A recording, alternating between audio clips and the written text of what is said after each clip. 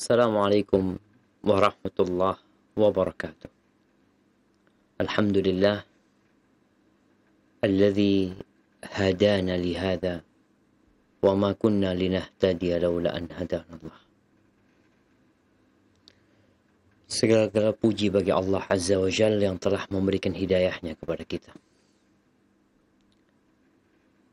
Yang kalau bukan Allah yang membimbing dan memberikan petunjuk kepada kita, kita tidak akan pernah berada di atas hidayah. Ada banyak nikmat yang Allah berikan.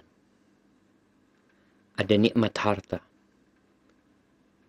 ada nikmat kesehatan, ada nikmat jabatan dan kedudukan, ada nikmat ilmu, nikmat karir, dan di antara semua nikmat itu, yang paling agung adalah nikmat hidayah, di mana kita mengenal Allah Azza wa Jalla, berjalan di atas petunjuknya, dan semoga kita mati di atas agama ini.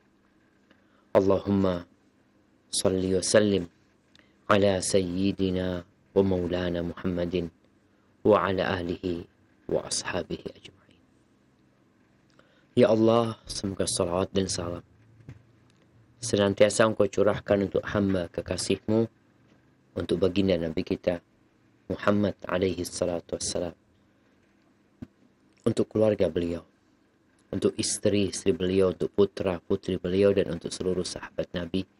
Semoga Allah meridai kita bersama mereka. Amma ba'd, kembali kita berjumpa di akhir bulan Syawal. Ya, kalau nggak salah, malam ini malam 27 Syawal. Mengingatkan kembali dengan keutamaan puasa 6 hari di bulan Syawal. Man shoma Ramadan thumma atba'ahu sittan min Syawal. Barang siapa yang berpuasa di bulan Ramadan kemudian disertai dengan 6 hari di bulan Syawal, seakan-akan dia puasa 1 tahun. Bukankah sebuah karunia yang agung tatkala Allah Azza wa Jalla memberikan balasan yang begitu besarnya untuk amalan yang begitu ringannya. Ahibati fillah, pada pekan yang lalu kita berbincang tentang ghibah, tentang larangan ghibah, tentang buruknya perbuatan ghibah. Tinggal satu bab 307, yaitu babun al-ghibah lil mayyit. Bab tentang hukum ghibah orang yang mati. Kalau orang itu masih hidup, orang itu mungkin sakit hati. Gimana kalau dia sudah mati? Di sini Al-Imam Bukhari menyebutkan sebuah hadis, namun hadis ini dhaif. Beliau mengatakan haddatsana Amr bin Khalid qala haddatsana Muhammad ibn Salamah an Abi Abdurrahman an Zaid ibn Abi Unaisah an Abi Zubair an Abdurrahman ibn al-Hadhad ad-Dawsi an Abi Hurairah radhiyallahu anhu qala jaa Ma'iz ibn Malik al-Aslami. Datang seorang sahabat yang bernama Malik al-Aslami. Ma'iz bin Malik ini berzina. Dan dia berkata kepada kawannya, aku telah berzina. Dia menyesal dengan dosa yang telah dia kerjakan. Lalu sama kawannya dibawa menjumpai Nabi alaihissalatu wassalam. Ketika dibawa, Nabi tanya, ini orang gila. Secara kejiwaan gimana? Enggak ya Rasulullah, dia enggak gila. Nabi sempat bertanya kepada Ma'iz, mungkin engkau cuma menyentuh dia. Mungkin engkau hanya mencium dia. Kata Ma'iz, enggak ya Rasulullah, aku berzina. Kau tahu berzina itu apa? Tahu ya Rasulullah. mendatangi perempuan seperti mendatangi istrinya. Lalu dia dirajam. Kisah ini benar.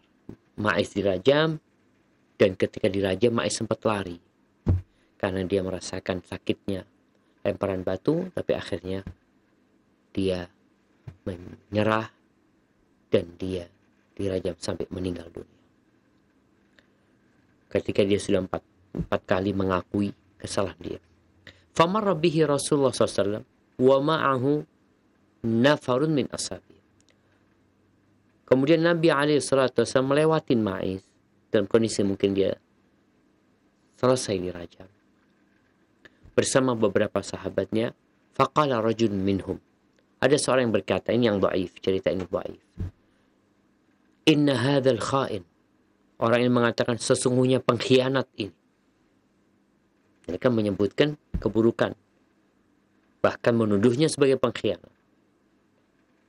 Atan Nabi SAW, dia datang kepada Nabi SAW berulang kali. Dan setiap datang Nabi menolak dia. Supaya dia udah bertobat, udahlah engkau tutupin kesalahanmu. Engkau memperbanyak amal soleh. Tapi dia datang terus. Thumma qutila kama yuqtalul kalb.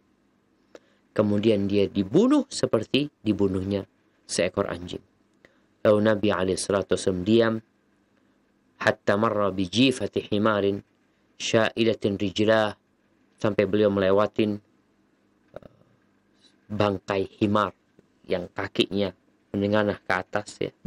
Bangkai himar ini yang sudah membusuk. Faqala kula min hadhihi. Lalu Nabi mengatakan kepada dua orang yang mengatakan itu, kalian makan nih dari bangkai ini. Qala min jifati himar, dari bangkainya keledai ya Rasulullah. Qala falladhi niltuma min irdi akhikuma anifan, yang kalian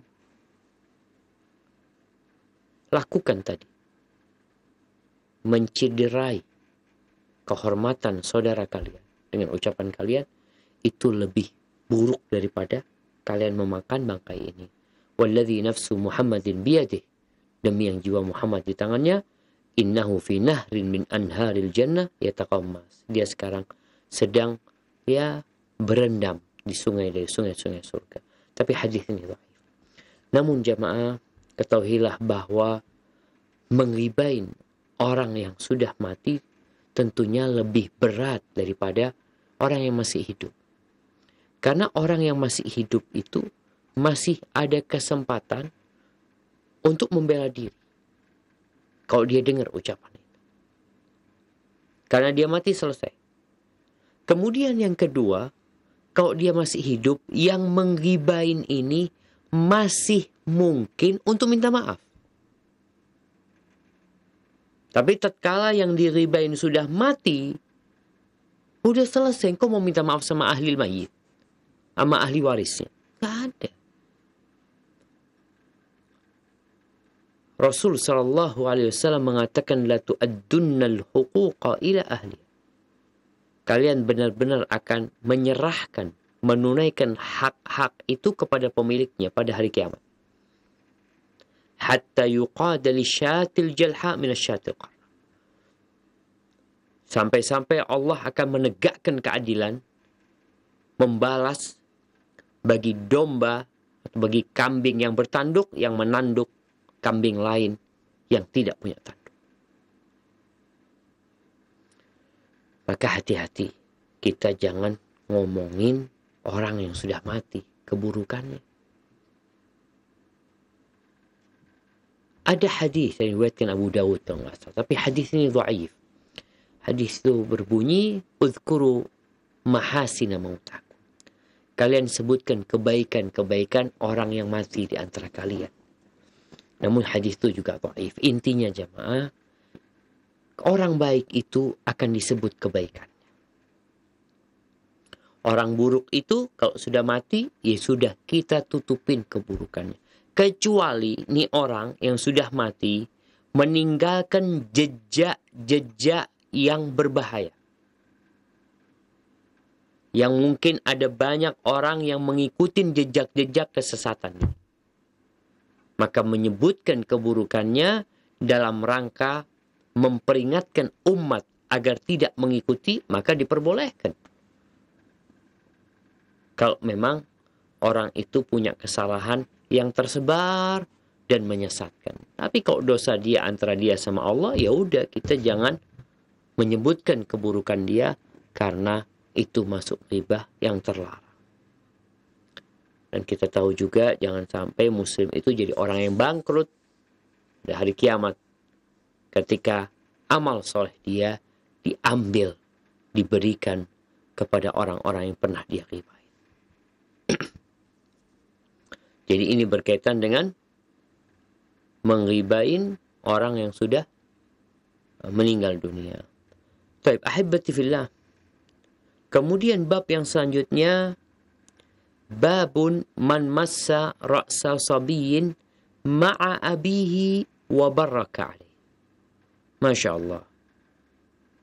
Ini bab-bab yang kita bahas. Ini bab tentang bagaimana menjalin keharmonisan dalam masyarakat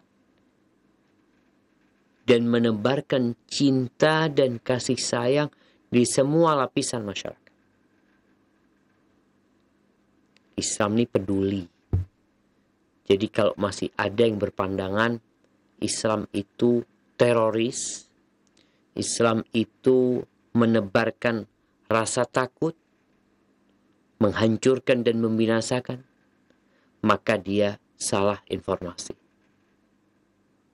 Islam itu datang untuk membangun. Kalau ada yang harus direnovasi untuk jadi lebih baik. Kalau ada yang dihancurkan untuk dibangun di atasnya bangunan yang lebih indah dan menyenangkan. Islam datang membawa rahmat dan kasih sayang untuk alam semesta ini. Ini bab tentang mengusap kepala bocah kecil bersama ayahnya dan mendoakan supaya diberkahi. Kehidupan di masa sekarang ini sudah tampak individualismenya, anania. Orang memikirkan ana, aku. Padahal masyarakat yang muslim itu masyarakat yang saling mencintai satu sama lain. Dan mereka seperti bangunan yang kokoh, yang saling menguatkan satu sama lainnya. Di bab ini Imam Bukhari mengatakan, Haddatsana Ishaq qala akhbarana Hanzalah ibn Amr az-Zuraqi al-Madani qala haddatsani Abu Hazrah qala akhbarani Ubadah ibn al-Walid ibn Ubadah ibn Samit qala kharajtu ma'a abi wa ana ghulamun shabun فنلقى شيخا عليه بردة ومعافيري وعلى غلامه بردة ومعافيري قلت أي عم ما يمنعك أن تؤتي غلامك هذه النمرة وتأخذ البردة فتكون عليك بردتان وعليه نمرة فأقبل على أبي فقال ابنك هذا قال نعم فمسها على رأسي وقال بارك الله فيك أشهد لا سمعت رسول الله صلى الله عليه وسلم يقول أطعموهم مما تأكلون واكسوهم مما تكتسون يا ابن أخي ذهاب متاع الدنيا أحب إلي من أن يؤخذ من متاع الآخرة قلت أي أبتاه من هذا الرجل قال أبو يسر كعب بن عمرو. Hadis ini sebenarnya panjang. Dalam riwayat lain, sebelum kita membaca makna hadis ini, disebutkan bahwa Al-Walid, Walid ibn Ubadah, dia berkata, aku keluar bersama ayahku. Yakni Ubadah ibn Walid ibn Ubadah. Jadi orang-orang Arab itu biasa menamakan anak keturunannya dengan nama orang tuanya. Kita lihat sekarang, Walid ibn Ubadah punya anak namanya Ubadah. Ubadah bin Walid bin Ubadah ibn Samit. Ini cicitnya sahabat. Apa kata Ubadah? Aku keluar suatu hari bersama ayahku. Pergi. Ngapain? Natrubul ilma fi hadzal hayy min al-ansar qabla an yahliku. Kami pergi menuju ke kampungnya orang-orang Ansar, kota Madinah, sebelum mereka meninggal dunia. Ngapain? Natrubul ilm, dalam rangka menuntut ilmu. Masya Allah. Betapa indahnya tatkala seorang ayah menggandeng tangan anaknya berangkat ke masjid untuk mendengarkan kajian, untuk menuntut ilmu. Alhamdulillah, Allah Azza wa Jalla memberikan kemudahan di masa kita sekarang ini, berbagai sarana prasarana yang memungkinkan bagi setiap orang untuk menuntut ilmu tanpa berlelah-lelah. Kemudian, fakana awal man laqina, yang pertama kami jumpai sahabat Nabi yang bernama Abu Yasir. Dia bersama budaknya. Ma'ahu dhammama min suhuf. Budaknya ini membawa beberapa lembar atau beberapa ikat dari lembaran-lembaran. Dulu kan buku nggak kayak sekarang ya. Buku tulisan tuh biasanya digulung. Nah, itu yang dibawa, beberapa gulungan kertas. Kemudian dia lihat, Ubadah ini melihat orang ini pakai burdah dan ma'afiri. Disebutkan burdah ini jenis pakaian. Naam. Burdah ini disebutkan jenis pakaian yang bergaris. Ada yang juga mengatakan dia itu yang kotak-kotak. Pakaian yang kotak yang biasa dipakai oleh orang-orang Badui. Sedangkan ma'afiri ini jenis pakaian yang dibuat di kampung namanya Ma'afir.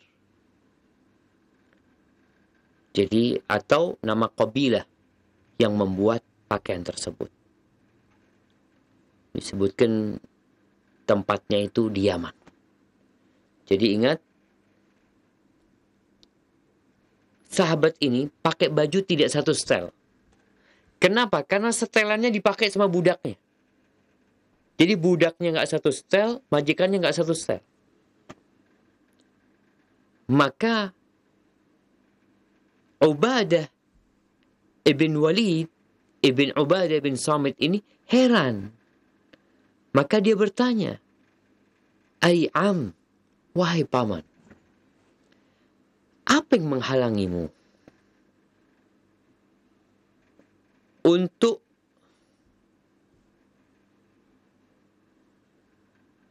menjadikan pakaian yang engkau pakai itu, burdahnya itu, dikasihkan ke budakmu, yang dipakai budakmu engkau pakai. Sehingga kan keren gitu loh.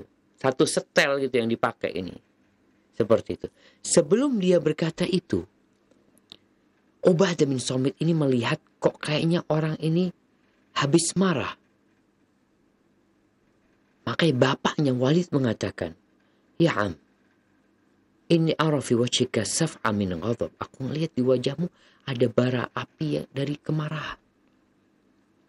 Qala ajal. Ya.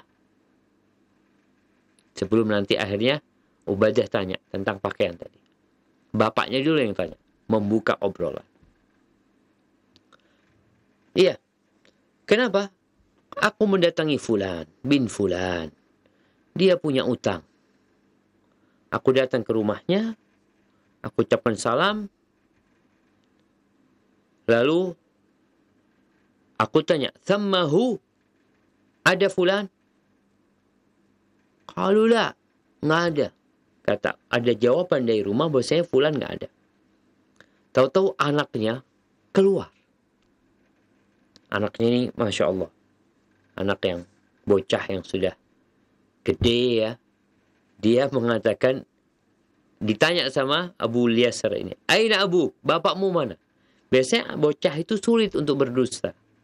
Kata bocah ini, "Sami'a sautak." Bapakku tadi dengar suaramu. Fadakhala ari, kata ummi. Lalu dia masuk sembunyi di sofa ibuku. Jadi bapaknya berdusta. Bapaknya nggak berdusta. Yang berdusta itu keluarga yang mengatakan nggak ada. Maka kemudian aku katakan, "Ukhruj ilayya. Faqad alimtu aina anta." Ayo keluar. Jumpai aku. Aku tahu di mana engkau bersembunyi. Karena anaknya cari. Dia mau nggak mau, akhirnya keluar orang ini. Lalu ditanya, "Ma hamalaka ala an ikhtaba'ta minni?" Apa yang membuatmu sembunyi dari aku? Apa? Orang punya utang seharusnya bayar, malah sembunyi. Padahal kita tahu utang ini bakal dipertanggungjawabkan fid dunya wa fil akhir. Maka kata orang yang punya utang ini, "Ana wallahi uhaddithuka thumma la akdzib." Aku akan cerita kepadamu dan aku nggak akan dusta. Kenapa aku sembunyi? Khasyitu wallahi an uhaddithaka fa akdzib. Aku sembunyi karena aku takut. Takut apa? Takut dusta. Takut aku nanti ngomong sama engkau, omonganku adalah dusta, aku janji sama engkau dan aku ingkar janji. Dan aku sahabat Nabi SAW. Wallahi dia mengatakan, wa kuntu wallahi mu'sir. Atau wa kunta, dan engkau adalah sahabat Nabi. Aku demi Allah tak bisa bayar utang. Artinya secara ekonomi kesulitan. Qala qultu Allah, benar engkau? Yang engkau berani bersumpah bahwa engkau benar-benar dalam kondisi sulit dan tidak mampu membayar utang? Qultu Allah. Sampai diulangi beberapa kali dia mengatakan Allah. Qala fa'ata bisahifati. Maka kemudian catatan utangnya itu, ingat utang itu dianjurkan untuk dicatatkan. Diambil catatan utangnya lalu dihapus nama dia. Seakan-akan sudah nggak punya utang. Artinya sahabat ini juga nggak perlu nagih, udah dihapus. Tapi ketika dia menghapus, qala in wajadta qadha'an faqdin. Kalau engkau nanti punya uang, ya engkau bayar sudah ke aku. Artinya aku nggak mau nagih sudah. Kalau engkau punya uang, bayar aku. Wa illa, kalau enggak punya uang, ya udah engkau aku halalkan. Tapi ini halal yang bersyarat. Artinya kalau punya uang, ya udah. Nggak usah bayar. Kalau punya uang, bayar. Kalau nggak punya uang, dihalalkan. Kemudian, sahabat ini mengatakan, fa ushhid basara aini hataini. Aku bersaksi. Au fa ashhad. Bahwasanya kedua mataku ini melihat. Wasami'a udhunayya hataini, basra ainayya hataini. Kemudian dia mengatakan, dan kedua telingaku ini mendengar, wa wa'ahu qalbi, dan hatiku memahami apa yang diucapkan Nabi SAW. Wa huwa yaqul, beliau mengatakan, man anzara mu'siran aw wada'a anhu adhallahu Allah fi dhilli. Barang siapa yang menangguhkan pembayaran utang bagi orang yang kesulitan, atau bahkan dia menghalalkannya atau menguranginya, adhallahu Allah fi dhilli, maka kelak pada hari kiamat Allah akan memberikan naungan kepada dia pada hari yauma la dhilla illa dhilluh. Di sinilah Ubadah lalu tanya, kenapa paman kok engkau bajunya itu nggak setel gitu? Apa kata sahabat Nabi ini? Kenapa pakaian dia kok sama dengan pakaian pembantunya, budaknya? Maka kemudian sahabat ini berkata kepada bapakku, ibnuka hadha, yang ngomong ini anakmu. Qala na'am, iya anak. Maka sahabat ini mengusap kepalaku. Jadi usapan kepala itu dari orang tua kepada anak muda, dari senior kepada junior, itu usapan kasih sayang. Diusap kepalanya, kemudian mendoakan ke aku. Barakallahu fiik. Semoga Allah memberkatimu. Barokah ini artinya kebaikan. Pokoknya memberikan segala kebaikan kepada Allah. Kebaikan yang menetap, tumbuh, berkembang. Lalu apa kata sahabat ini? Ashhadu la sami'tu Rasulullah sallallahu alaihi wasallam yaqul. Aku bersaksi bahwa aku benar-benar mendengar dari Rasul sallallahu alaihi wasallam.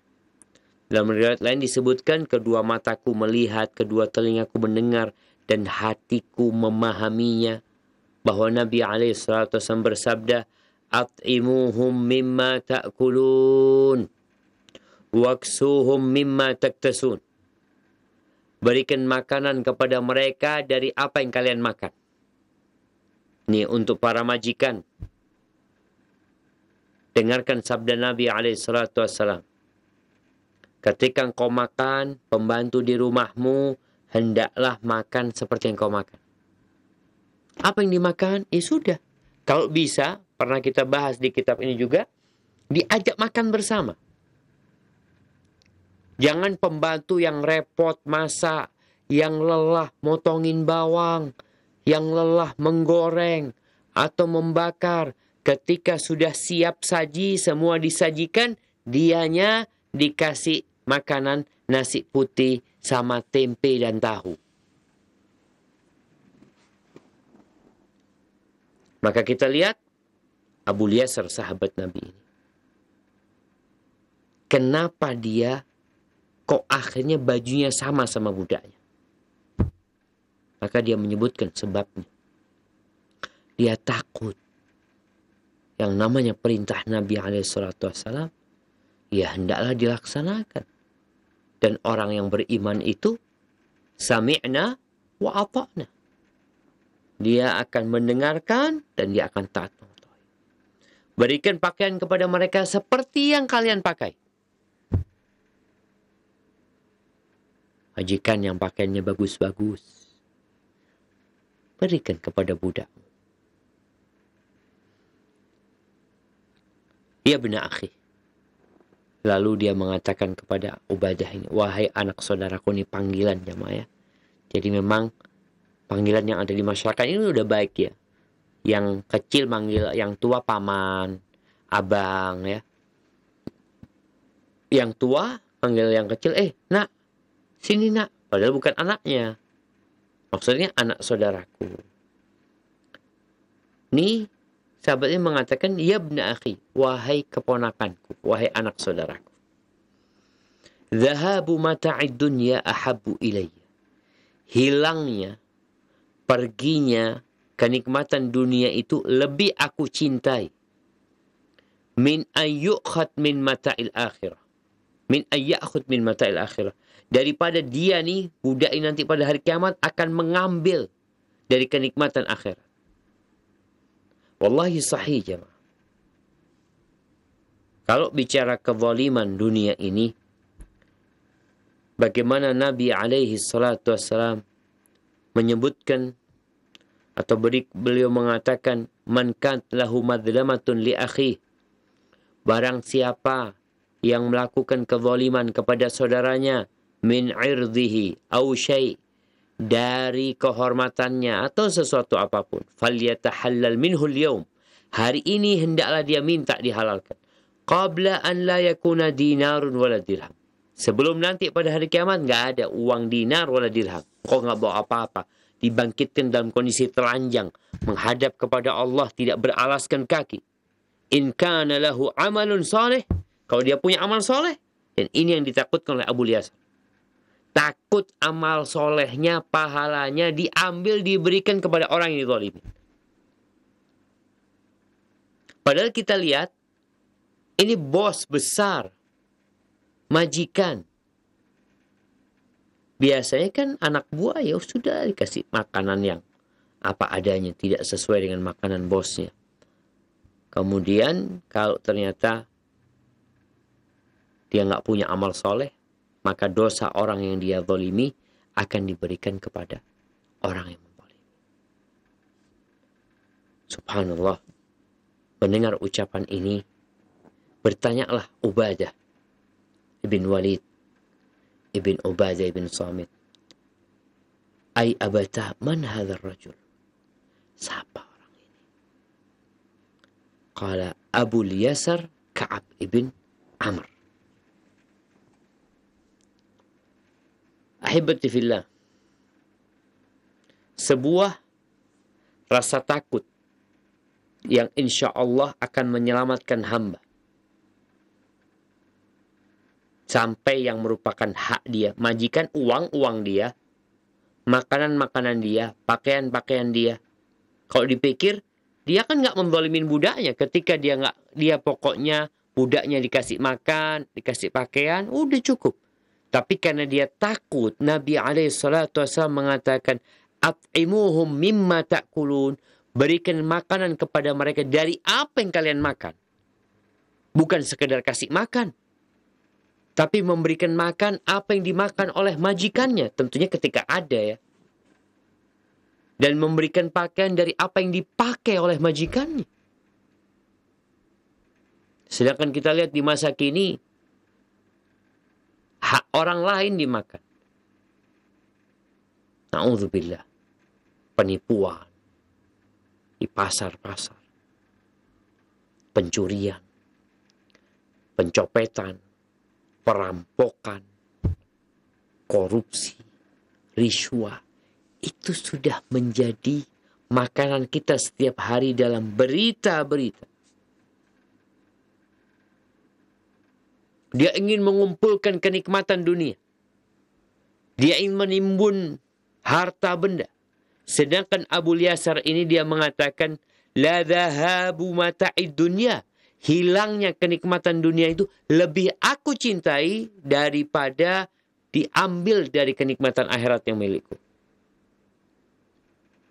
Yang menjadi titik pembahasan dalam bab ini sebenarnya bagaimana ketika Abu Yasar ini mengusap kepala Ubadah ibn Walid dan mendoakan dia dengan berkah. Jadi jamaah kita hendak ambil pelajaran. Kalau ada anaknya kawan kita ya, kita ke rumah dia atau jumpa dia, tanya, anakmu ya Allah ta'ala sini. Insya Allah kadang diajak salaman, diusap kepalanya, doakan barakallahu fiik. Barakallahu fiik. Ana masih ingat kakek ana, setiap kita jumpain beliau, kita salaman sama beliau, selalu rahimahullah mengatakan barakallahu fiik. Barakallahu fiik. Semoga Allah memberkati. Biasakan lisanmu mendoakan berkah buat orang lain. Ini jamaah sebuah pengagungan para sahabat terhadap hadis Nabi SAW dan di mana mereka tidak menjadikan ilmu itu hanya sebagai wacana. Kita hari ini ilmunya sebagai wacana kadang-kala. Oh gitu, oh ana faham, oh jazakumullah khairan, ana ngerti. Tapi para sahabat tatkala mendengarkan hadis Nabi SAW, mereka berusaha untuk mengamalkannya. Bagaimana cerita sebagian sahabat ketika dia sedang naik kuda atau ontanya, tahu-tahu pecutnya jatuh. Dari onta ke atas ke bawah ini jauh. Capek lelah mereka harus turun. Tapi orang ini turun dari kendaraannya, lalu dia mengambil pecutnya, dia naik kembali. Maka orang-orang di sekitarnya bertanya, kenapa engkau nggak ngomong? Minta tolong ambilin pecut. Kenapa? Apa kata sahabat ini? Bayatu Rasulullah SAW. An la as'ala ahadan syai'an. Aku membaiat Rasulullah SAW untuk tidak meminta sesuatu apapun kepada orang. Tidak. Masih bisa kerjakan sendiri, kerjakan sendiri. Itu sahabat. bagaimana semangatnya mereka untuk mengamalkan ajaran Nabi SAW, bukan hanya didengarkan, bukan hanya dikaji, namun tidak diamalkan. Kelak pada hari kiamat, kata Nabi SAW, la tazulu qadama abdin yawmal qiyamati hatta yus'ala an arba.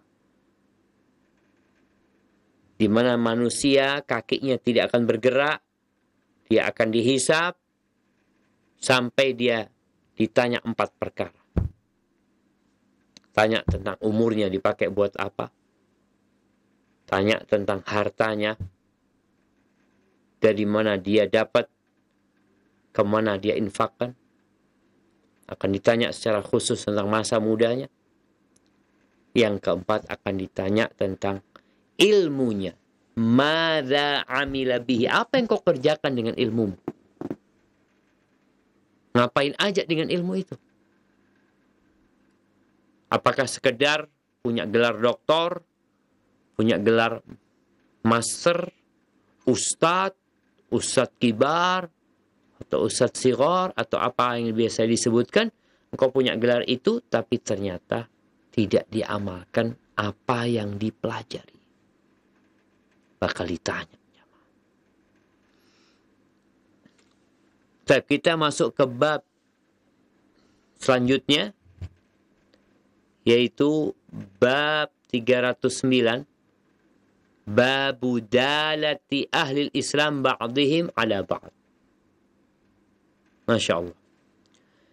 Ini bab berkaitan dengan bagaimana umat Islam itu saling mencintai satu sama lain.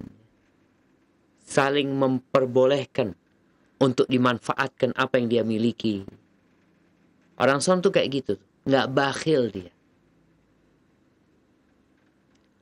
Berbeda dengan orang-orang yang kurang keimanannya. Karena memang berani sodako, berani berbagi, itu tanda engkau adalah orang yang kuat. Ada keberanian. Tapi orang kaya nggak berani sodako, atau orang miskin berani sodako, ini pengecut sebenarnya dia. Kita akan melihat bagaimana di masa itu mereka saling berbagi tanpa ada beban dari apa yang diambil oleh saudaranya. Di sini disebutkan, Imam Bukhari mengatakan haddatsana Abdah qala haddatsana Baqiyah qala haddatsana Muhammad bin Ziyad qala adraktu salaf wa innahum la yakununa fil manzil wahid bi ahlihim farubbama nazala ala ba'dihim ad-dayf wa qidru ahadihim ala an-nar fayakhudhuha sahibu ad-dayf li dayfihi fayafqidu al-qidra sahibuha يقول من أخذ القدرة فيقول صاحب الضيف نحن أخذنا لضيفنا فيقول صاحب القدر بارك الله لكم فيها أو كلمة نحوها قال بقية وقال محمد والخبز إذا خبزوا مثل ذلك وليس بينهم إلا جدر القصب قال بقية وأدركت أنا ذلك محمد بن زياد وأصحابه. Ini bab yang begitu mengagumkan. Entah apakah di masa kita ada. Imam Bukhari telah mengajarkan kepada kami Abdah. Dia berkata telah mengajarkan kepada kami Baqiyah. Dia meriwayatkan dari Muhammad ibn Ziyad. Dia bercerita tentang kondisi para sahabat. Adraktus salaf. Dia mengucapkan, aku menjumpai para salaf. Itu orang-orang yang terdahulu dari sahabat Nabi radhiyallahu ta'ala anhum. Apa yang dia dapatkan? Dia mendapatkan satu peristiwa yang mengagumkan. Apa peristiwa itu? Mereka tinggal satu tempat ya. Kadang-kala mereka tinggal ya, kalau sekarang ya, ada kayak model kos-kosan ya. Tinggal satu tempat, dapurnya satu kadang-kala. dapur bersama. Atau dapurnya yang memisahkan antara mereka itu ya cuma bambu disebutkan di sini. Orang biasanya masaknya di luar, di alam di terbuka. Jadi dapur kalau dulu itu biasanya bukan di dalam rumah. Jadi di belakang rumah. Biasanya orang semuanya dapurnya di luar. Apalagi dulu ya, ketika rumahnya terbuat dari bambu ya. Dan kalau masak di dalam rumah, ya aromanya, asapnya akan mengganggu. Mereka biasanya memasaknya ya di luar sana. Kadang-kala mereka tinggal di sana bareng-bareng, ada sebagian rumah itu yang kedatangan tamu. Sedangkan salah satu di antara rumah-rumah itu ada yang pancinya sedang di atas api, sedang masak. Yang punya tamu ini sepertinya nggak punya apa-apa untuk disuguhkan. Apa yang dilakukan? Panci punya tetangganya ini diambil, disuguhkan ke tamu. Loh gimana Ustaz? Kan tanpa izin. Izinnya cinta. Tahu-tahu pemilik panci itu kehilangan pancinya. Dia perteman akhadal qidr, siapa yang ngambil panci? Dia kepingin tahu aja siapa yang ngambil panci. Yang punya tamu kata, nahnu akhadnaha li dhaifina. Kita yang ngambil buat tamu kita nih. Kira-kira yang punya panci marah? Tidak. Nggak marah jemaah. Mungkin dia sedang perlu loh. Dia sedang mau makan. Dia masak.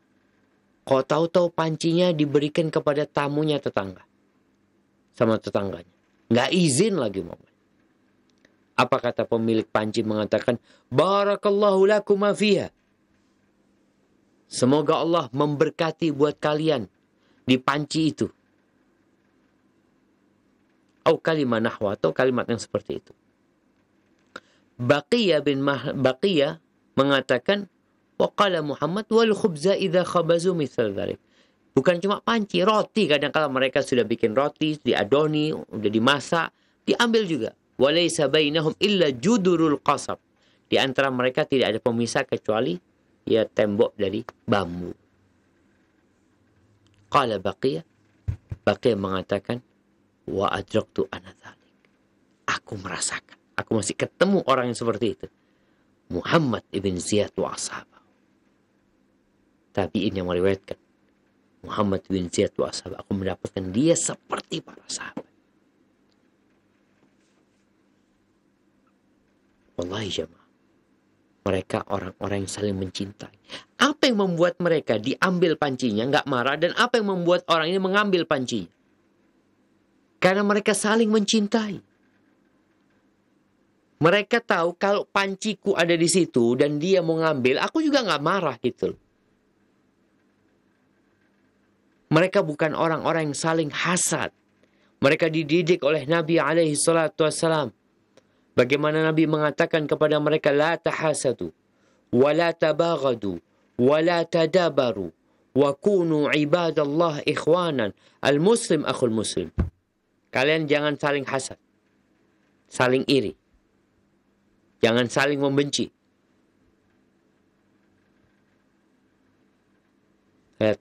Jangan saling memberikan punggung kalian, yakni tidak bertegur sapa.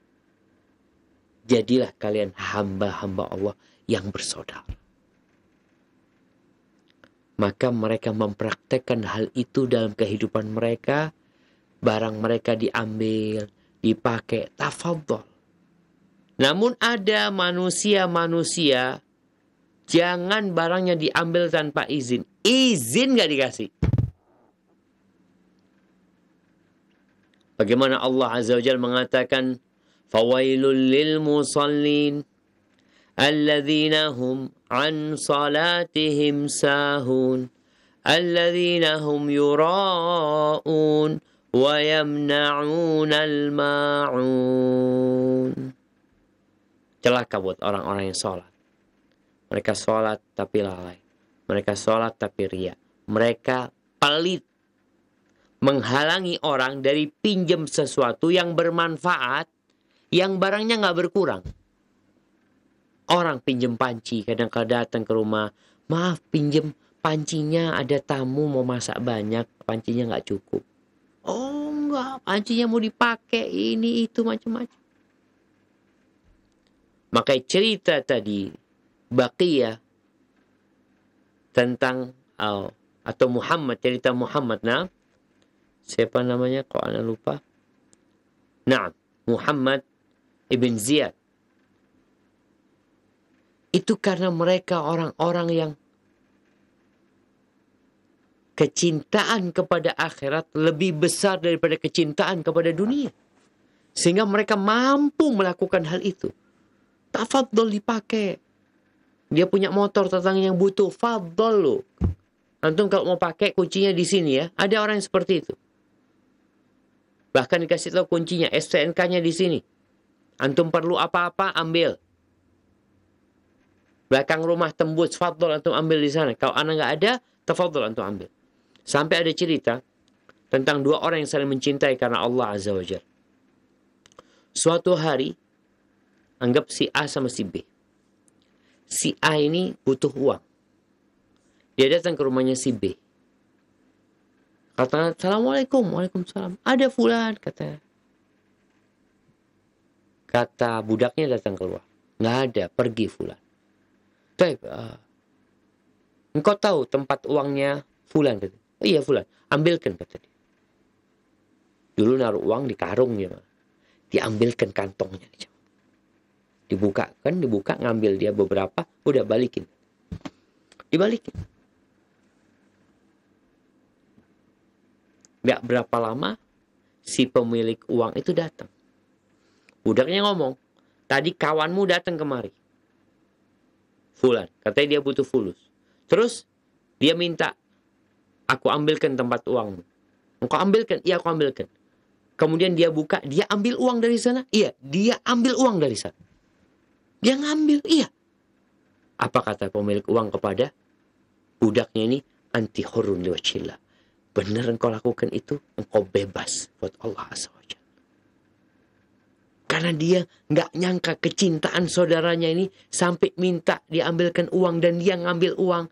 Artinya dia mencintai saudaranya seperti mencintai diri dia sendiri. Dia mau diperlakukan seperti itu. Jadi standar cinta ini Allahu Akbar. Kata Rasul sallallahu alaihi wasallam, la yu'minu ahadukum.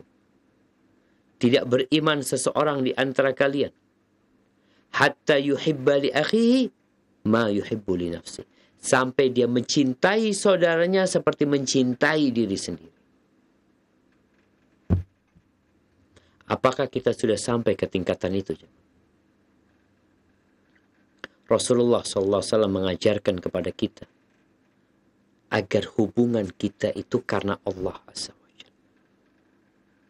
Bagaimana beliau mengatakan salatun man kunna fihi wajada bihinna halawatul iman. Ada 3 perkara. Siapa yang mendapatkan 3 perkara ini, maka dia akan merasakan lezatnya, manisnya keimanan. 3. Yang sampai hari ini jadi orang Islam tapi masih Islamophobia. Yang sampai hari ini sudah tua, sudah umur 45 tahun, 50 tahun, belum merasakan nikmatnya jadi orang Islam. Masih merasa terbebani dengan ajaran-ajaran Islam. Masih mengatakan, kok sulit Islam ini ya? Padahal Allah mengatakan, ma ja'ala alaikum fid din min haraj. Agama ini tidak dibuat sulit. Kenapa engkau merasakan kesulitan? Ini haram, ini nggak boleh. Suruh ini, suruh itu. Engkau mungkin belum punya 3 hal. Apa 3 hal ini? Yang pertama, ayyakun Allah wa rasuluhu ahabba ilahi mimma siwahum. Dia harus mencintai Allah dan Rasulnya lebih dari segala-galanya. Lebih dari orang tuanya, lebih dari negerinya, lebih dari bangsanya, lebih dari hartanya, lebih dari usahanya. Dia mencintai Allah dan Rasulnya lebih dari segala-galanya. Dari selain Allah dan Rasulnya. Yang kedua, wa an yuhibbal mar'a la yuhibbuhu illa lillah. Dia mencintai seseorang karena Allah. Ini tali keimanan yang paling kuat. Kata Abdullah bin Abbas radhiyallahu anhu, simpul keimanan yang paling kuat itu al-hubbu fillah wal bughdu fillah. Cinta karena Allah, benci karena Allah. Ibnu Abbas mengatakan di masa beliau kebanyakan orang berkumpul, bersatu, bersahabat, berteman karena faktor kepentingan. Bas kepentingannya selesai, ya dia pindah. Dia cari kawan yang lainnya. Pokoknya hanya sekedar kepentingan perkumpulan itu. Ini yang merasakan manisnya keimanan, tidak. Dia kumpul karena Allah. Dia berpisah karena Allah Azza wa Jalla. Perkara yang ketiga yang harus dimiliki buat orang yang ingin merasakan manisnya keimanan, wa an yakraha an ya'uda ilal kufri ba'da an anqadhahu Allah min kama yakrah an yuqdhafa finnar. Dia benci kepada kekufuran. Dia nggak mau balik kepada kekufuran. Sebagaimana kebencian dia untuk dilemparkan ke dalam api neraka. Ini salah satunya berkaitan dengan cinta bersama saudara kita. Dan Rasul SAW memberikan kepada kita arahan bagaimana menumbuhkan cinta di antara sesama umat Islam, ya. Yang kita lihat carut marut sekarang, saling membenci, saling memaki, saling menghina. Nabi SAW mengatakan, la tadkhulul jannah hatta tu'minu. Kalian gak akan masuk surga loh sampai kalian beriman. Wala tu'minu hatta tahabu. Kalian tidak akan sampai tingkatan keimanan sampai kalian saling mencintai. Afala adullukum ala syai'in idza fa'altumuhu tahabbtum. Kalian mau enggak aku kasih amalan yang kalau kalian lakukan kalian akan saling mencintai? Maka tentu kata para sahabat. Lalu Rasul SAW mengatakan kepada mereka, afsyus salama bainakum, tebarkan salam di antara kalian. Maka untuk mendukung cinta, ya, orang kalau Masya Allah, kalau sudah tumbuh itu cinta, seperti tadi. Pancinya diambil bersama isinya, dimakan bersama tamunya. Ahlan wa sahlan. Roti yang sudah dibikin, tahu-tahu lihat mana ini adonannya kok habis, aduh. Ambil tetangga Afan, tadi ada tamu ya. Ini itu. Masyarakat yang dibangun di atas cinta. Apakah mungkin akan ada pencurian? Apakah mungkin akan ada begal? Apakah mungkin akan ada perampokan? Sedangkan masyarakat kita sekarang kadang-kadang dibangun ya karena sistem ekonominya kapitalisme. Yang ada bagaimana menjadi orang kaya walaupun dengan menindas yang di bawahnya. Islam mengajarkan kalau engkau bos atasan, ingat, pergaulilah anak buahmu seperti dirimu sendiri. Kenapa?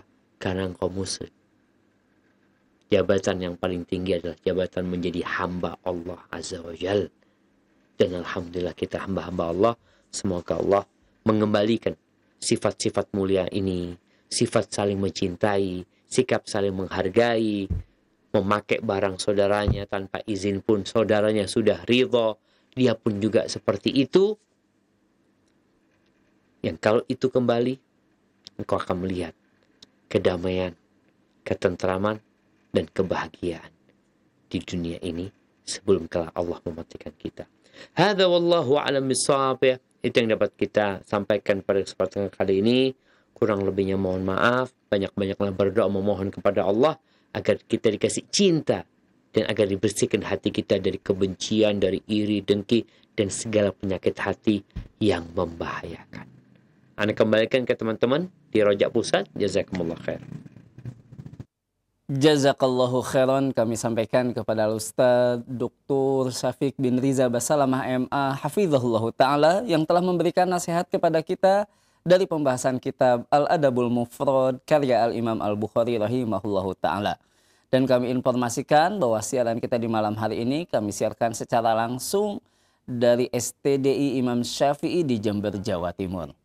Baiklah, kita akan memasuki sesi tanya jawab. Anda sahabat Roja, pemirsa dan pendengar dimanapun Anda berada, silahkan Anda bisa berpartisipasi mengirimkan pertanyaan Anda melalui pesan singkat. Baik, kita akan coba angkat pertanyaan pertama dari hamba Allah Ustadz melalui pesan singkat.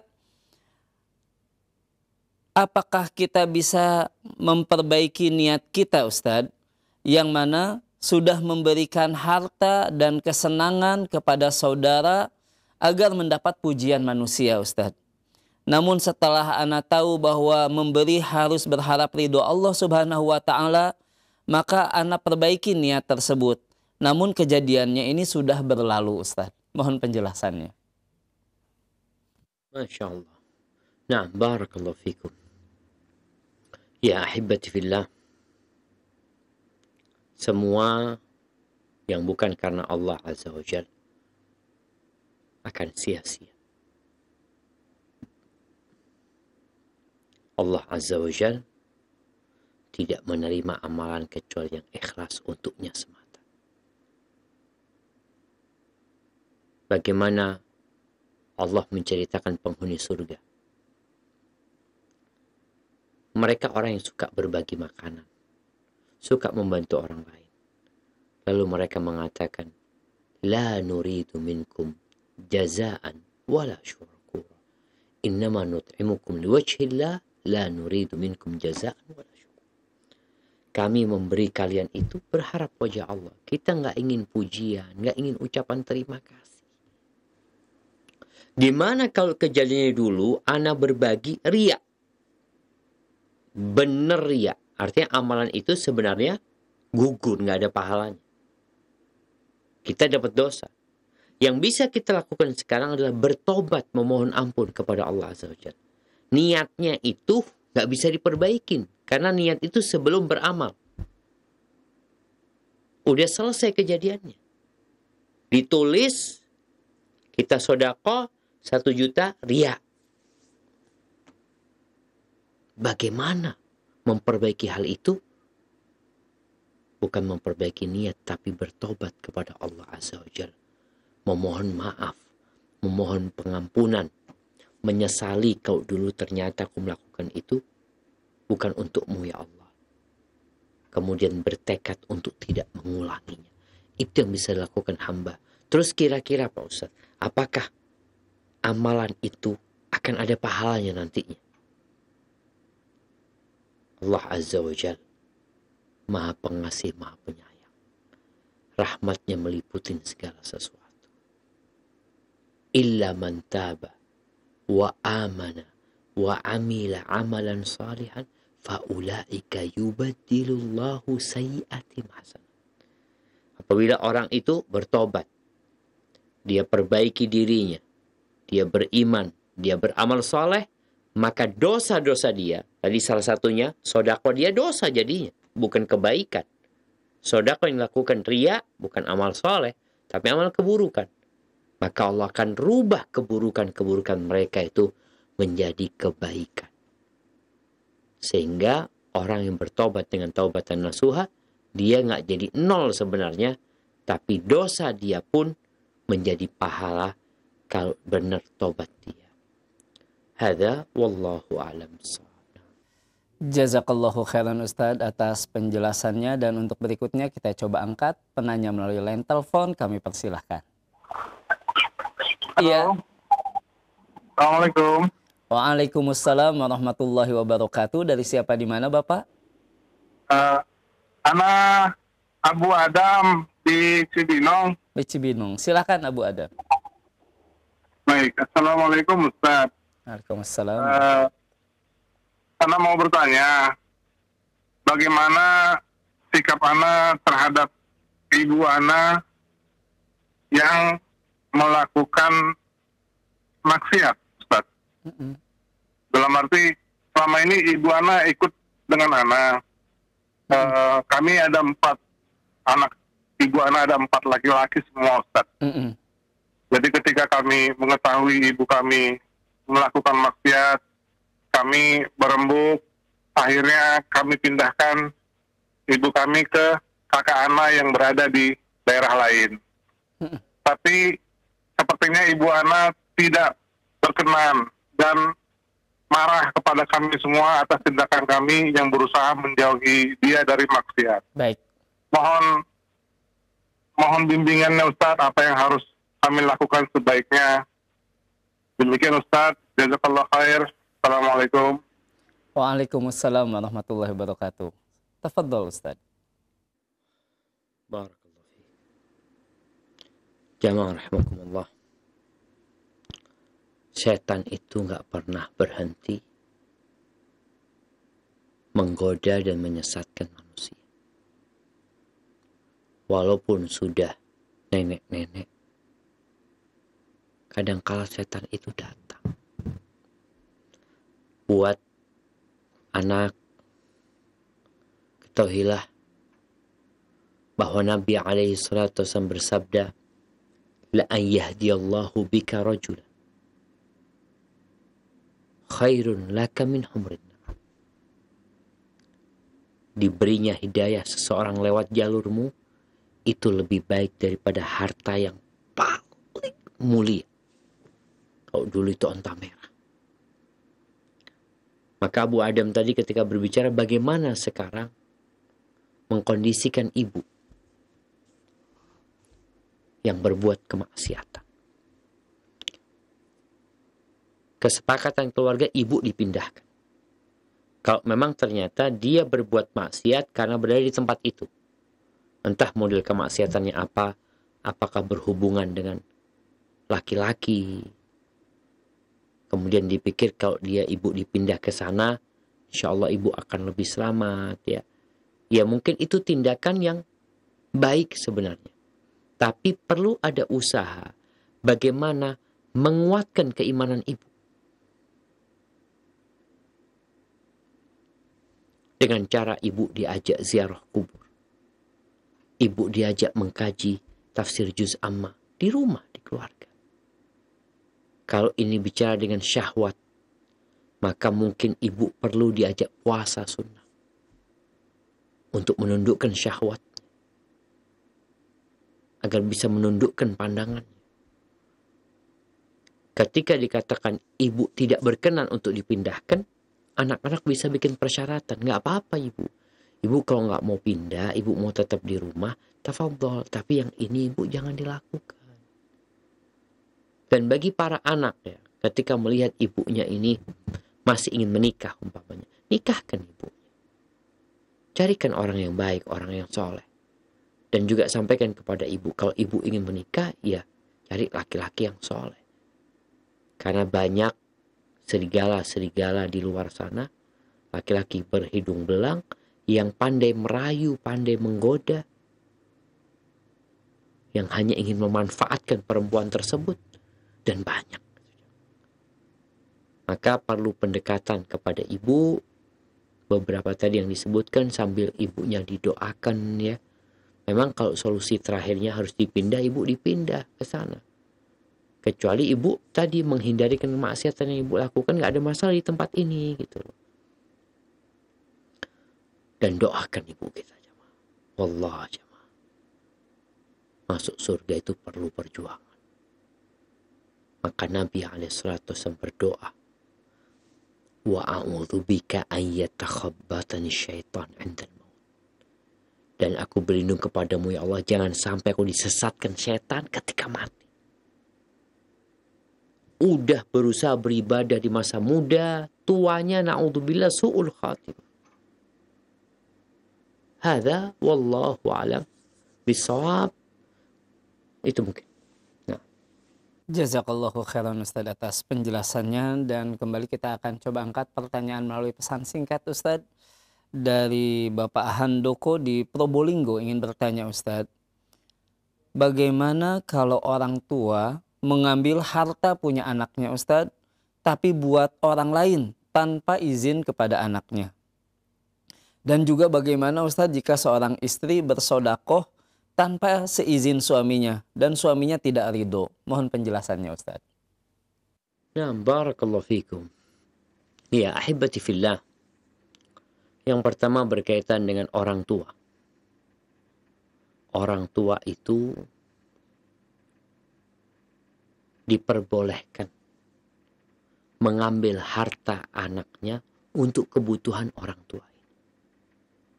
untuk kebutuhan kerabat yang memerlukan. Dan dia mengambil harta anaknya dengan cara yang baik tanpa membahayakan kehidupan anaknya. Yang nggak boleh kalau orang tua ngambil harta anaknya dikasihkan ke anaknya yang lain. Atau untuk foya-foya. Atau ngambil harta anaknya yang bakal menyusahkan anak-anak. Rasulullah SAW ketika mengatakan anta wa maluka li abik, engkau bersama hartamu milik ayahmu. Lam di sini adalah lamul ibahah, disebutkan artinya diperbolehkan orang tua mengambil harta anaknya tanpa membahayakan anak. Maka ini harus menjadi perhatian orang tua. Lalu seorang anak, kalau dia lihat ayahnya mengambil hartanya untuk hal yang positif dan itu tidak membahayakan dia, ya udah, nggak usah digugat orang tuanya. Apalagi engkau punya harta yang berlimpah dan semoga dengan engkau terus berbuat baik kepada orang tuamu, Allah akan memberkahi harta yang kau miliki. Itu pertanyaan yang pertama.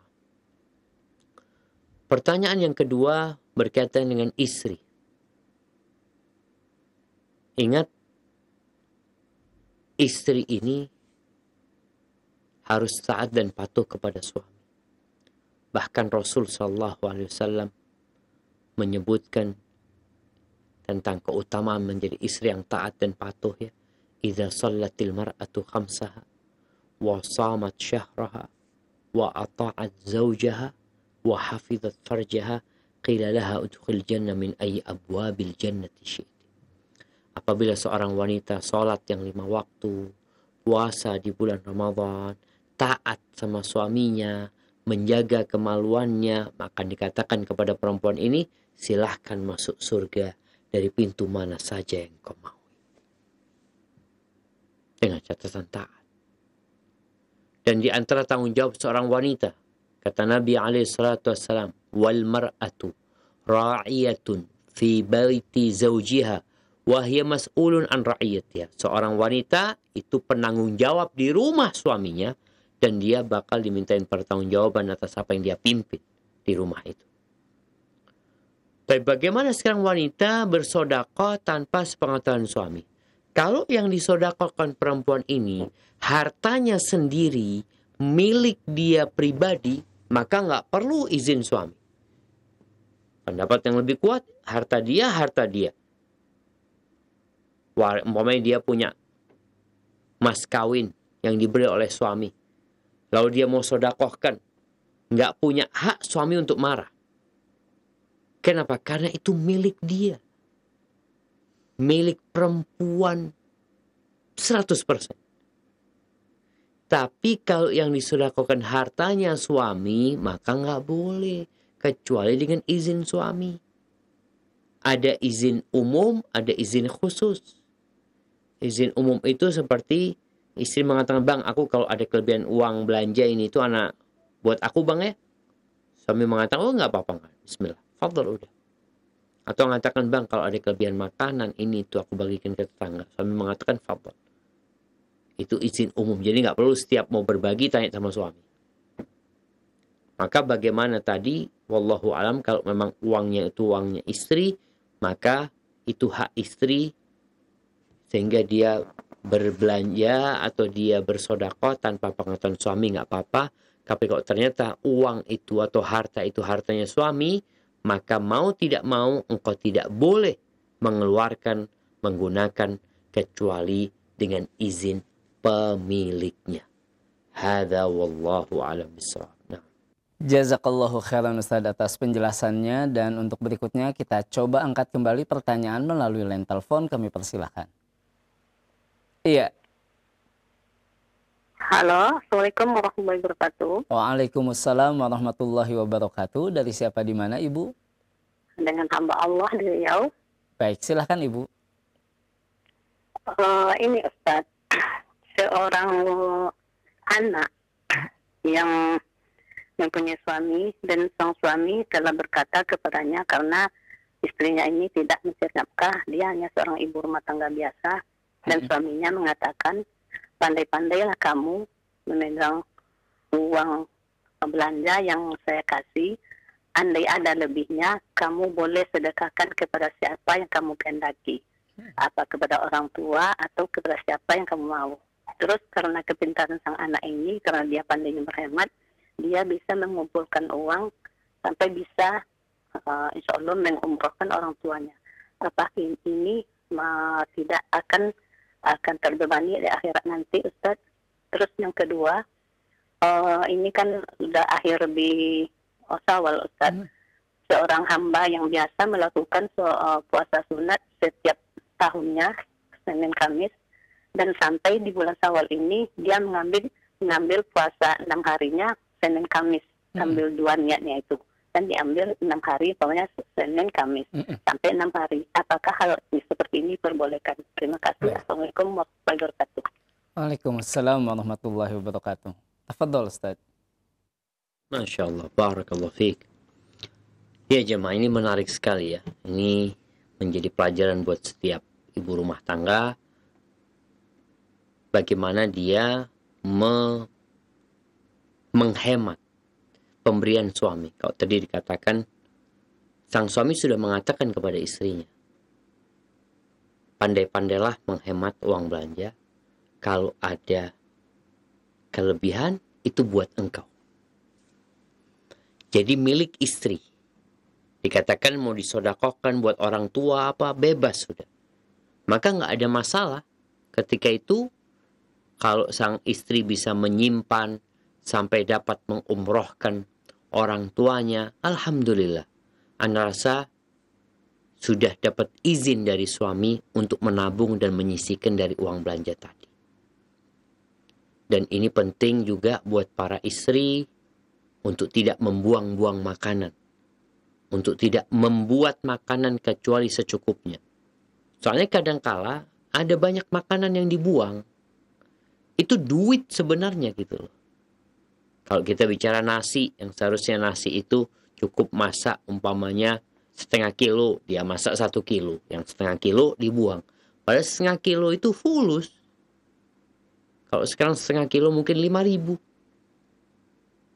Kalau itu tiap hari, sebulan jadi berapa gitu ya. Maka insya Allah nggak ada masalah buat sang istri, nggak perlu takut. Karena memang sudah mendapatkan izin dari suaminya untuk uang belanja itu dimiliki oleh istri atau disodakohkan. Yang namanya sodakoh juga sudah dikasih kebebasan mau buat orang tua, buat siapa. Dan ini juga ada arahan ya buat para wanita yang kadang-kadang mengatakan, Ustadz, anak istri, anak ibu rumah tangga, anak nggak bisa berbakti sama ibu anak. Anak nggak bisa ngasih apa-apa sama ibu anak karena memang anak nggak punya pekerjaan. Jadilah engkau pelayan suamimu yang maksimal. Jadilah engkau ibu yang baik buat anak-anakmu. Sehingga tadi ada suami-suami yang baik yang akan memperkenankan buat istrinya untuk terus berbakti kepada orang tuanya dengan harta pemberian suami atau dengan sisa uang belanja yang disisihkan oleh istri. Barakallahu fiik. Adapun pertanyaan yang kedua berkaitan dengan puasa.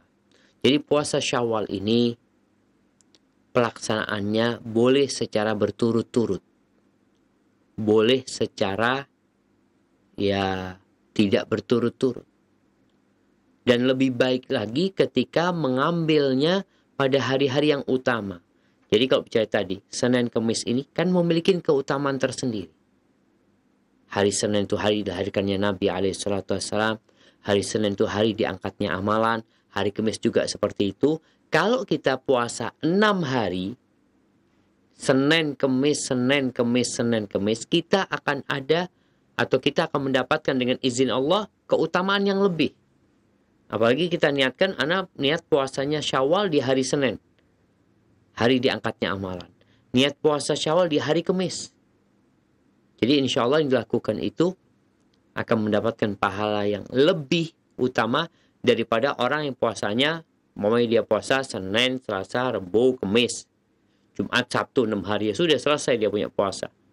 Dia dapat kemudian hari Kamis yang depan dia nggak puasa, Senin depan dia nggak puasa, sehingga dia kehilangan keutamaan berpuasa di hari Senin dan Kamis. Tapi nggak ada masalah sebenarnya, bebas-bebas aja.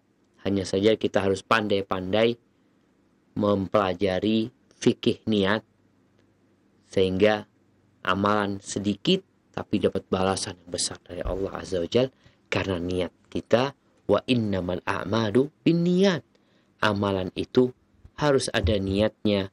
Wa innamal likulli imri'in ma nawa. Dan setiap orang akan mendapatkan apa yang dia niatkan, dan semoga ibu yang bertanya mendapatkan apa yang diniatkan oleh beliau. Barakallahu fiik. Jazakallahu khairan Ustadz atas penjelasannya. Dan untuk berikutnya Ustadz, kembali pertanyaan melalui pesan singkat dari Ibu Evi di Purwakarta, ingin bertanya, bagaimana dengan jamaah haji Ustadz yang tahun ini tidak bisa diberangkatkan karena pandemi dan malah menyalahkan pemerintah? Apakah berdosa Ustadz? Mohon penjelasannya Ustadz. Barakallahu fiik. Ahibati fillah. Ya, kita harus pandai-pandai menjaga lisan dan menjaga hati. Apa yang terjadi pandemi ini bukan keinginan siapa-siapa. Kita tahu dampak dari pandemi ini begitu terasa di negeri kita dan negeri-negeri yang lainnya. Sehingga banyak lapangan-lapangan pekerjaan yang ditutup, pekerja-pekerja yang di PHK, pengusaha-pengusaha yang gulung tikar, orang tua yang lelah dan capek ngurusin anak, yang dampak itu akhirnya berdampak kepada travel umroh dan haji, yang biasanya travel umroh ini memberangkatkan 1.000 orang tiap bulan, ada yang memberangkatkan 500 orang tiap bulan, ada yang memberangkatkan 100 orang tiap bulan, yang keuangannya itu dapat untuk biaya operasional menggaji orang-orang, habis.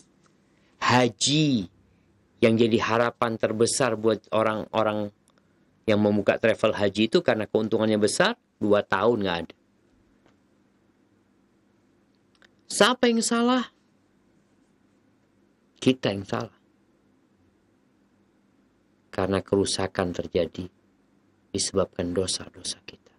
Wa ya'fu an katsir, dan banyak yang Allah maafkan. Maka kalau bicara menyalahkan pemerintah, Anda rasa tidak tepat, karena memang ya kalau dikatakan pemerintahnya membatalkan Ustadz, ya pemerintah membatalkan karena memang pemerintah Arab Saudi sampai saat ini, Anda nggak tahu apa sudah mengeluarkan keputusan. Tahun lalu yang jelas kita nggak berangkat haji juga, karena pemerintah Arab Saudi hanya membolehkan haji untuk orang-orang yang tinggal di Jazirah, tinggal di Arab Saudi. Tahun ini ada berita bahwasanya Arab Saudi akan memberikan 6.000 kuota jemaah haji. 60.000 kuota jemaah haji. 15.000 untuk penduduk setempat, yang 45.000 katanya akan dibagi. Dan itu pun tidak semua negara akan mendapatkannya. Ana rasa apa yang sudah terjadi tidak perlu menjadi polemik buat kita.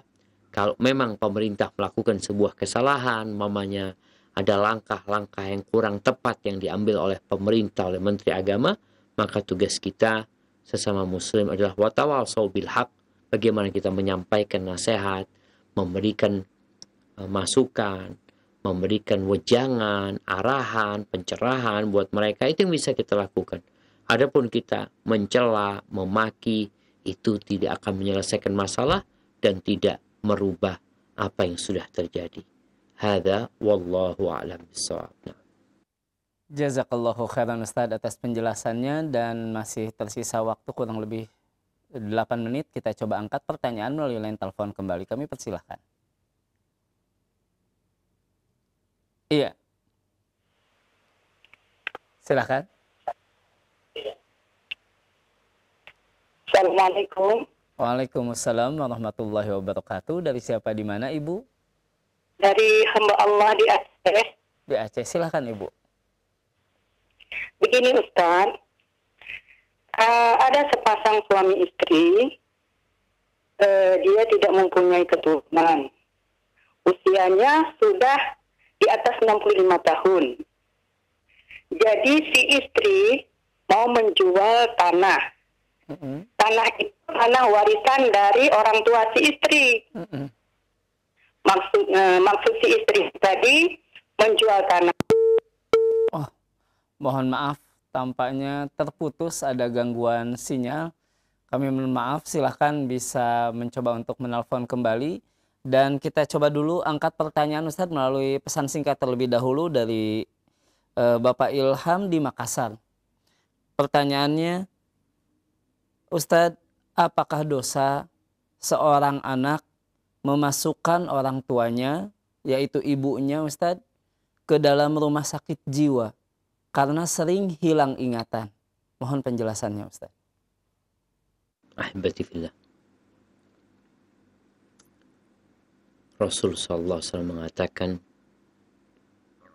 al-walid awsatu abwabil jannah. Orang tua itu adalah pintu surga yang paling indah. Fa in syi'ta fa'adhi dzalika al-bab aw ihfadh. Kalau engkau berkehendak, kau sia-siakan pintu itu, atau engkau jaga itu pintu. Ada banyak ayat dalam Al-Quranul Karim yang memerintahkan secara khusus agar anak itu berbakti kepada orang tuanya, apalagi kepada ibunya. Nabi SAW mengatakan, ketika ditanya siapa orang yang paling pantas mendapatkan pengabdian kita, kebaktian kita, kebaikan kita, pertemanan kita, maka beliau SAW mengatakan, ummuka, thumma ummuka, thumma ummuka. Ibumu, bukan istri, bukan anak, tapi ibu. Kemudian ibumu lagi. Kemudian yang ketiga, ibumu lagi. Kemudian setelah itu baru bapakmu. Bagaimana hukum meletakkan orang tua atau ibu di rumah sakit jiwa?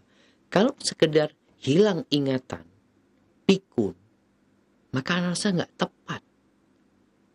Apalagi kalau sering hilang ingatan, artinya dia masih ingat.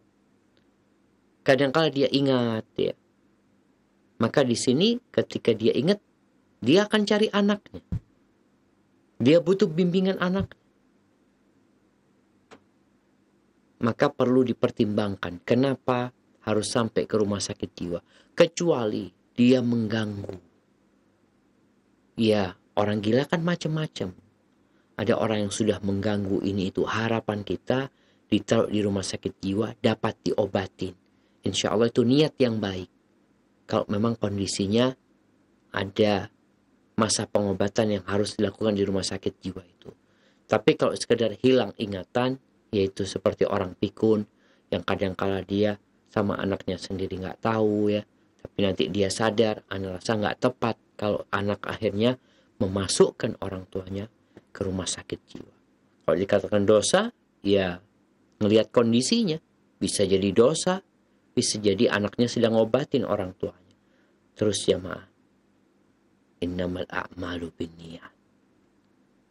Setiap amalan itu tergantung niatnya. Bagaimana cerita seorang yang bertanya kepada Umar bin Khattab radhiyallahu anhu. Aku itu sudah jadi ya pelayan ibuku, punggung ibuku, kemana-mana ibuku harus digendong. Kadangkala dia ya buang hajat, ini itu aku yang ngurusin, aku balingkan pandanganku yang untuk membersihkan ibunya. Apakah aku sudah membalas budi baik ibuku? Kata Umar, belum. Kata orang ini kan aku telah melakukan seperti yang ibu lakukan kepada aku dulu. Iya, tapi ibumu dulu menggendongmu, merawatmu, membesarkanmu dengan segala yang dia miliki. Dia berharap engkau hidup. Harapan ibu itu anaknya hidup. Walaupun anaknya sakit, ini harapannya dia hidup, dia obatin ini itu. Tapi engkau merawat ibumu sekarang, kondisinya yang kritis atau yang sulit, kau berharap ibumu cepat mati. Maka nggak sama. Maka hendaklah setiap orang sering-sering membongkar hatinya untuk mengetahui apa niat dia tatkala melakukan perbuatan itu kepada kedua orang tuanya. Hadza wallahu a'lam bissawab.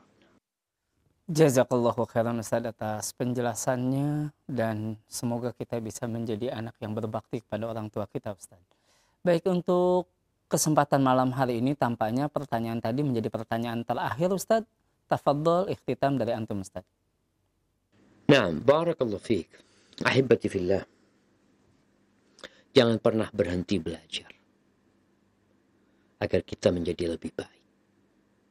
Rasulullah SAW tidak diperintahkan untuk minta tambahan kecuali tambahan ilmu. Wa qul rabbi zidni ilman. Katakan, wahai Rabbku, tambahkan buat aku ilmu.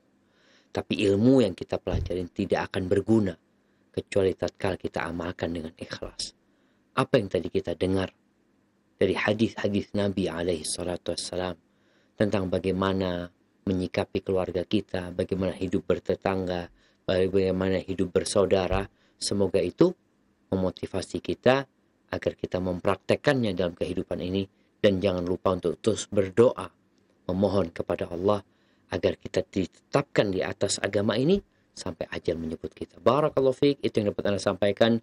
Kurang lebihnya mohon maaf. Anda kembalikan ke teman-teman di pusat. Assalamualaikum warahmatullahi wabarakatuh.